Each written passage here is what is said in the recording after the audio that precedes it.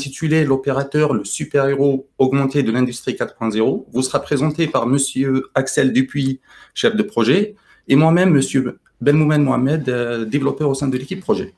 Donc, tout d'abord, pour commencer, donc, on va introduire ce webinaire par une petite notion de l'industrie 4.0, car c'est une notion qui est quand même assez large. Et donc, je vais commencer déjà tout d'abord par définir l'industrie 4.0. Donc, l'industrie 4.0, c'est une offre technologique qui s'élargit de plus en plus, donc surtout au XXIe siècle. Il s'agit de l'industrie du futur et qui correspond donc à la 4e révolution industrielle, qui est donc les technologies de la numérisation de l'information avec l'IoT, la data et tout ça.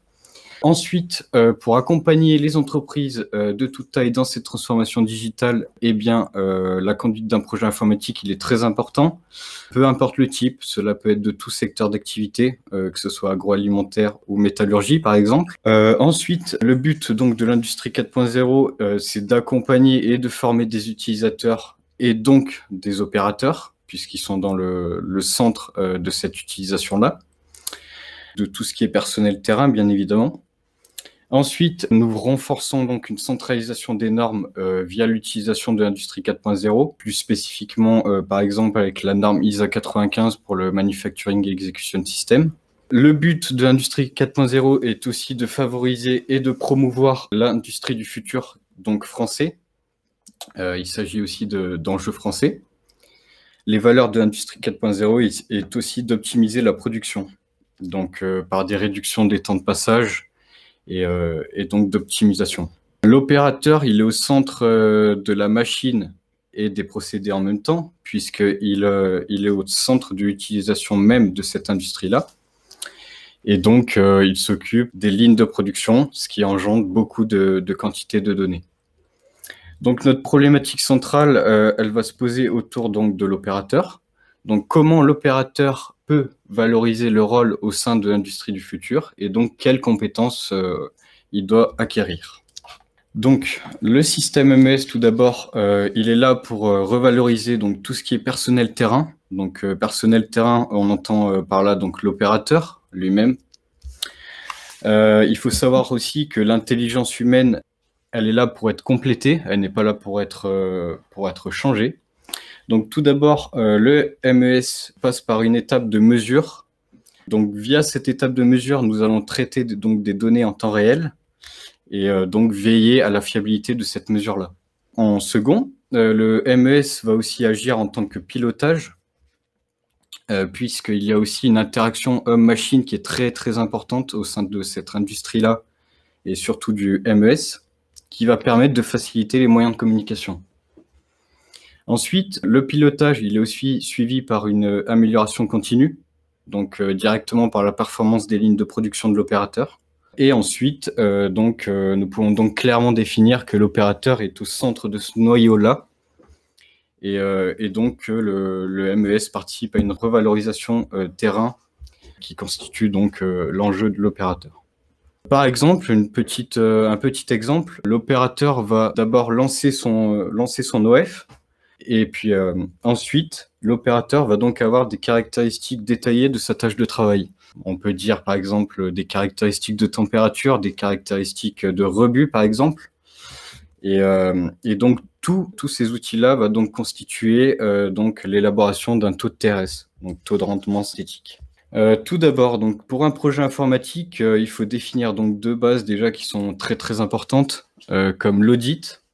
Donc l'audit, c'est quoi? C'est une étape qui est indispensable donc, pour définir des objectifs projets. Notamment, on peut se référer au COBIT, qui est une démarche et qui a donc pour sujet de placer en perspective toutes les solutions innovatrices et techniques, et donc où les risques sont dans une logique de contrôle et de management. Donc ce qui permet aussi de limiter tout ce qui est risque au fur et à mesure du projet, et donc d'avancer, permettant une amélioration continue.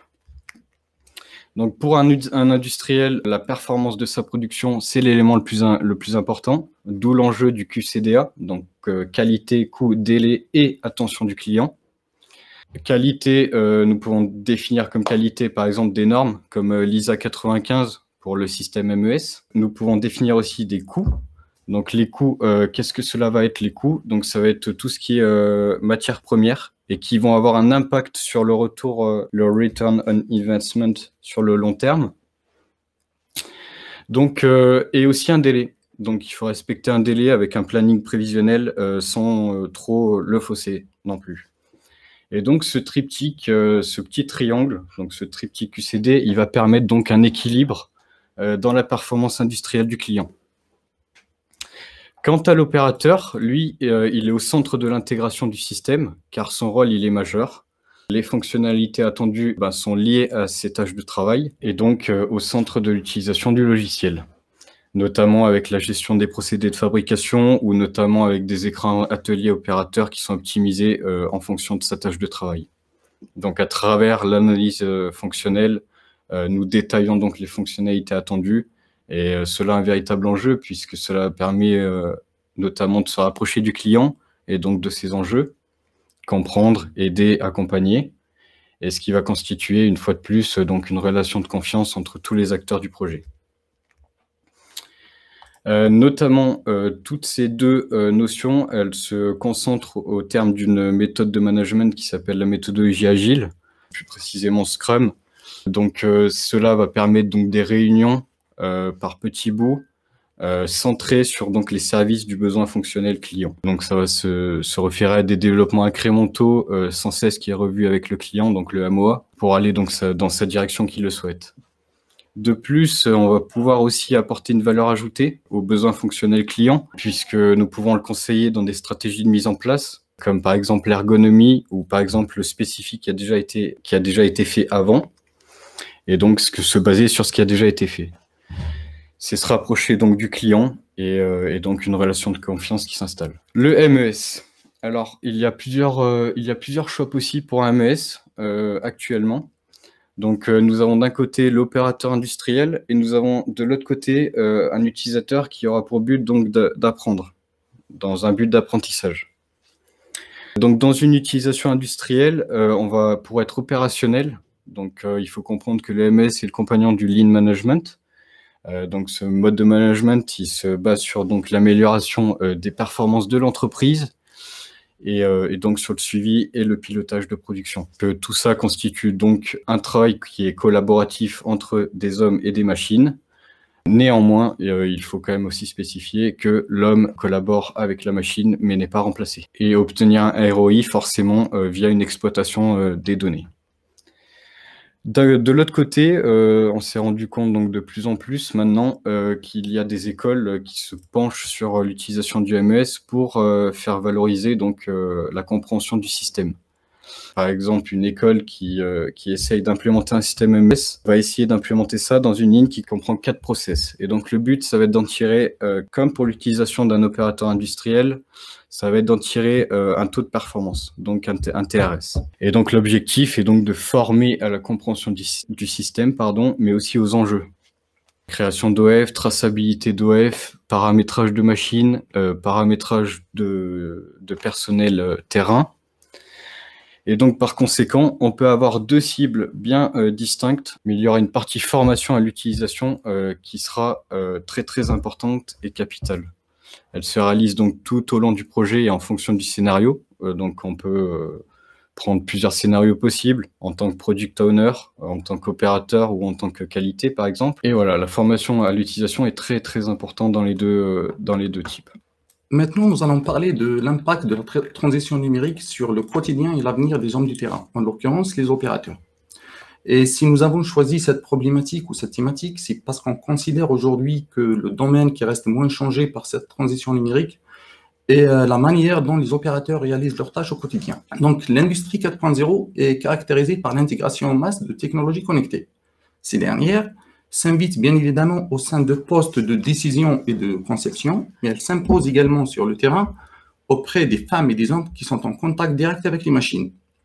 Mais avant de continuer, j'aimerais juste préciser que ces technologies-là, que ce soit la partie hardware ou bien software, ne pourront jamais remplacer le facteur humain, qui demeurera au centre de chaque organisation, que ce soit ou bien quel que soit leur degré de sophistication, mais se veulent davantage à son service. L'opérateur en industrie 4.0 est considéré comme la première source d'information. Ces données renseignées depuis les différents terminaux, dont des indices forts et très crédibles sur la prestation et la performance de la ligne industrielle, que ce soit le taux de productivité, calculé par rapport au nombre de pièces bonnes usinées, ou bien le taux de qualité calculé par rapport au nombre de pièces rebues, ou bien les temps d'arrêt, et même la gestion du stock pour pouvoir gérer les commandes derrière. Donc, généralement, l'opérateur est derrière un écran connecté au système de l'entreprise. Ça peut être une tablette, un smartphone, ou bien un écran tactile très ergonomique, très facile à manipuler. Et d'ailleurs, nous, en tant que développeurs, quand on réalise des écrans ateliers, on prend en considération ce point-là. Parce que l'objectif reste de faciliter la tâche aux opérateurs et non pas de rajouter une difficulté supplémentaire. Donc, le rôle de l'opérateur dans ce nouveau système d'information sera de renseigner d'une manière dynamique, rigoureuse et en temps réel toutes les informations liées à la production. En l'occurrence, on a l'enregistrement des données de production en temps réel, heure par heure. Deuxième chose, la signalisation de toutes sortes d'anomalies. Ça peut être une panne ou bien un problème de qualité. Cette mesure permettra au manager de prendre les bonnes décisions au bon endroit et au bon moment. Et pourquoi pas mettre en place un plan d'action pour éviter que ça se répète dans l'avenir. Et d'un autre côté, ça permettra aussi de définir la responsabilité de chaque acteur sur la ligne industrielle. La troisième chose, c'est effectuer tous les contrôles de qualité requis. Et puis, via sa fiche de contrôle format numérique, soit il valide la conformité du produit et il continue la production le plus normalement possible, soit il déclare une non-conformité qui sera transmise automatiquement à l'équipe de qualité. La quatrième chose, la plus importante aussi, c'est la sécurité. Parce que l'opérateur est responsable de sa sécurité ainsi que la sécurité que ses collègues.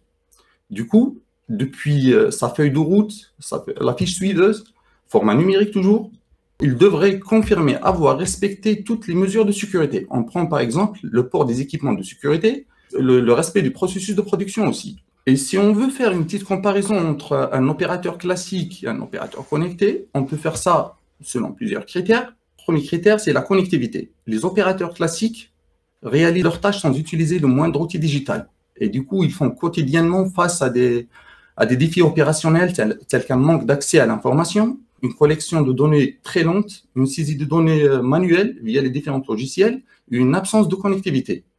Du coup, ils n'ont pas accès à des informations cruciales et très critiques pour la production, telles que les manuels des équipements, l'historique des interventions et des opérations, les plannings des opérations. Et ça, c'est très handicapant, c'est très ralentissant pour le travail d'un opérateur. En contrepartie, les opérateurs connectés collaborent et communiquent en temps réel avec leurs managers et leur équipe, ce qui leur permet de résoudre les problèmes beaucoup plus rapidement que les opérateurs classiques. Et ils ont aussi accès à l'information avec quelques clics. Deuxième critère, c'est l'autonomie. En industrie 4.0, l'opérateur connecté devient plus autonome et prend plus de responsabilités. Vu que toutes les tâches répétitives seront automatisées au fur et à mesure, donc son rôle sera d'accompagner, de contrôler, de superviser et d'intervenir là où il faut réfléchir, là où il faut prendre des décisions. En contrepartie, l'opérateur classique, typique, il manque d'autonomie. Il n'arrive pas à prendre de l'initiative. Il est toujours attaché à la hiérarchie classique. Il revient à son supérieur pour la moindre information ou pour la moindre décision à prendre.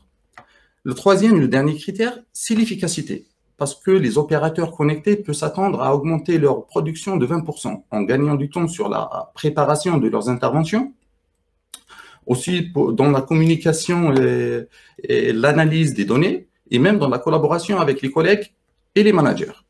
Cette efficacité aussi est liée à l'outil digital, qui est dans notre cas le MES, le maestro de l'industrie 4.0, qui permet d'accroître la productivité opérateur sur le terrain, de réduire les erreurs de travail et accroître la précision, d'améliorer la qualité à travers du travail standardisé et d'améliorer la collaboration de travail en temps réel entre les équipes, améliorer la sécurité et éviter les accidents, améliorer la visibilité des opérations et dernièrement, c'est améliorer la traçabilité des travaux et équipements. Maintenant, si vous êtes opérateur dans une entreprise en cours de transition numérique, ne vous inquiétez pas et rassurez-vous, c'est que du bénéfice pour vous.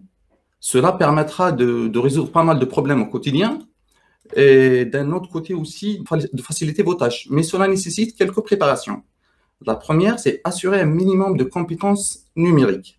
Donc, entraînez-vous à être à l'aise avec l'outil numérique. Il est très important de doter tous les actifs des compétences numériques minimales. Et là, j'aimerais bien ouvrir une parenthèse pour parler de ce qu'on appelle l'éducation numérique, en prenant l'exemple des pays nordiques et en l'occurrence le Danemark, où l'apprentissage du numérique doit aller de pair avec celui de la lecture. Donc, c'est pour préparer les générations à faire face aux enjeux de la transition numérique dans le futur. Deuxième chose, renseignez-vous sur le nouveau système d'information, leurs fonctionnalités, et préparez-vous à manipuler, à gérer beaucoup d'informations pour optimiser vos tâches au quotidien. La troisième chose, soyez vigilants, réactifs et très dynamiques. Parce que les MES, l'industrie 4.0, c'est la rupture avec les anciennes méthodes. C'est fini le remplissage de la feuille de route à la fin du poste ou la réalisation la rédaction plutôt d'un compte rendu manuellement. Le MES, l'industrie 4.0, c'est le temps réel. En conclusion, la transmission numérique a entraîné la nécessité d'une main-d'œuvre industrielle connectée. Une main-d'œuvre où l'homme et les machines collaborent et communiquent activement, où la vitesse et la précision opérationnelle des machines et leur capacité de communiquer et de saisir des données en temps réel sont combinées aux compétences en termes d'analyse, de prise de décision et de résolution de problèmes.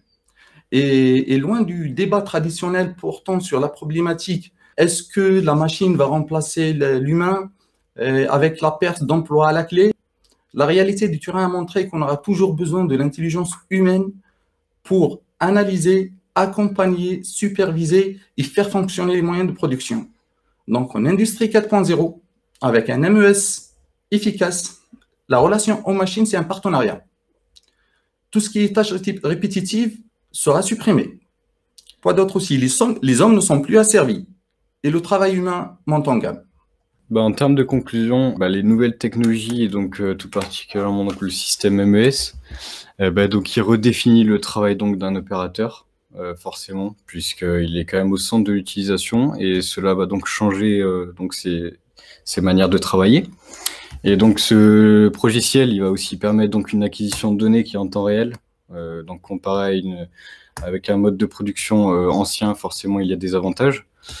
Donc l'opérateur, en effet, il gagne un temps précieux, forcément. Et donc on peut clairement définir cette utilisation comme une aide, une collaboration et non un changement. En aucun cas, donc il s'agit en aucun cas de remplacer les opérateurs, car donc l'intelligence humaine, elle est très très importante au sein d'une production.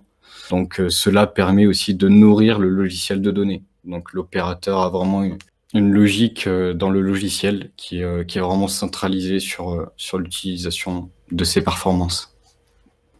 Alors, on vous remercie pour votre attention et à vos claviers si vous avez des questions. On a une première question. Pourquoi constatez-vous que le travail de l'opérateur reste le domaine le moins touché par la transition numérique? Donc aujourd'hui, on constate que le travail de l'opérateur reste le domaine le moins touché par la transition numérique parce que les anciennes méthodes et les anciennes pratiques existent toujours sur le terrain. Que ce soit l'utilisation des feuilles d'instruction format papier, communication, le renseignement, la saisie manuelle des données, même la passation des consignes. Sachant que l'industrie 4.0, à travers les MES aussi, c'est une rupture avec toutes ces méthodes-là. Parce que tout est basé sur le temps réel, où on doit renseigner l'information en temps réel via les différents terminaux.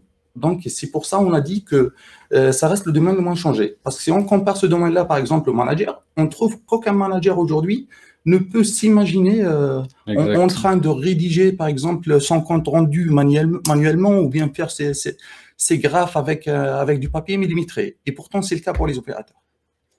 L'opérateur, il est bien au centre de l'utilisation du logiciel. Et il faut vraiment que cette transition numérique, elle soit aussi centralisée sur l'opérateur, qui est quand même l'utilisation principale du logiciel, puisque c'est lui qui nourrit le logiciel en données. Donc, c'est très, très important de le centraliser ici. Et c'est pour ça qu'on a dit dans notre présentation que l'opérateur, c'est la première source d'information, c'est une sonnette d'alarme aussi.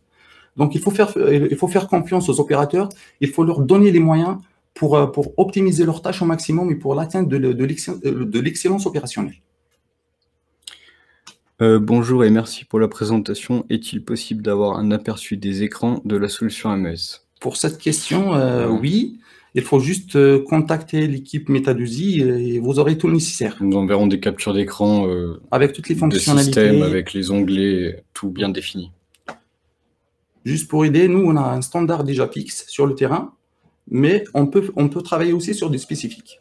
On adapte par rapport au client. C'est ça. Le spécifique est à chaque fois en plus par rapport à notre standard habituel. Comment la digitalisation ne représente pas un risque pour l'emploi, perte d'emploi pour les opérateurs? C'est en aucun cas une perte d'emploi pour l'opérateur. Ça, c'est vraiment la chose qu'il faut savoir, c'est que l'opérateur, on va dire qu'il va changer ses méthodes de travail, mais il va toujours être au centre de sa production. Et sa production, le centre de sa production, elle va régir sur le logiciel. Mais en aucun cas, la digitalisation, elle va représenter un risque pour l'emploi, mais un accompagnement pour l'opérateur, un accompagnement pour l'emploi forcément, puis ça va créer de nouvelles ressources. En fait, le changement, ça va toucher uniquement tout ce qui est tâches répétitives et les postes à faible valeur ajoutée. Et par contre, l'impact, il n'est pas aussi important, il n'a pas d'ampleur comme c'est véhiculé à travers les médias ou bien les professionnels du métier. Donc, la réalité du terrain, comme on a dit tout à l'heure, a montré qu'on aura toujours besoin de l'intelligence humaine pour accompagner, pour gérer, pour contrôler et faire fonctionner les moyens de production. Et paradoxalement, on parle toujours de la perte d'emploi, mais on n'a jamais parlé, par exemple, des opportunités offertes par la transition numérique. Parce qu'il y a des cas où la transition numérique a participé dans la création des richesses, à la création de l'emploi aussi. Et peut-être, pourquoi pas, ça sera un sujet d'un autre webinaire dans le futur. Quand vous parlez de formation, c'est une formation au MES même ou une aide à la formation métier? Alors ça, c'est une très bonne question, puisque c'est un double enjeu, effectivement, puisque le but, ça va être de former au MES même, donc de comprendre vraiment l'utilisation du MES, mais aussi une aide à la formation métier, puisque l'utilisation du logiciel va se régir autour d'une ligne de production. Donc au final, c'est vrai que c'est aussi une aide à la formation métier où on va pouvoir découvrir vraiment en profondeur tous les types de process d'une ligne de production. Oui, quand on parle de la formation, on parle de la formation que ce soit à moyen terme ou bien à long terme. À moyen terme, c'est vrai, on forme les opérateurs à gérer les différentes fonctionnalités des MES pour optimiser leurs tâches au quotidien. Mais à long terme, on a donné par exemple l'exemple des pays nordiques où l'apprentissage aux usages du numérique doit aller de pair avec celui de la lecture. Donc là, on part sur le long terme, où on prépare les prochaines générations à faire face aux enjeux de la transition numérique. Comment la solution MES Chemprod se connecte au parc machine d'une usine? Est-il possible d'exploiter facilement ces données pour créer des indicateurs de performance tels que le TRS par exemple? La solution MES, elle va se connecter au parc machine d'une usine donc ça va réagir via des bases de données, donc une communication entre des bases. Après, est-ce possible d'exploiter facilement ces données pour créer des indicateurs de performance tels que le TRS par exemple? Oui, puisque dans l'utilisation même du MES, on a une partie exploration des données où il y aura donc déjà toutes les synthèses régies en fonction de la production. Donc synthèse TRS, synthèse rebut, donc tout ce qui va constituer donc des indicateurs de performance. Bon, si vous n'avez pas d'autres questions, nous allons donc clôturer ce webinaire ici. Merci beaucoup encore une fois pour votre attention et au prochain rendez-vous. En espérant que vous aurez retenu des informations. Merci à vous. Merci beaucoup.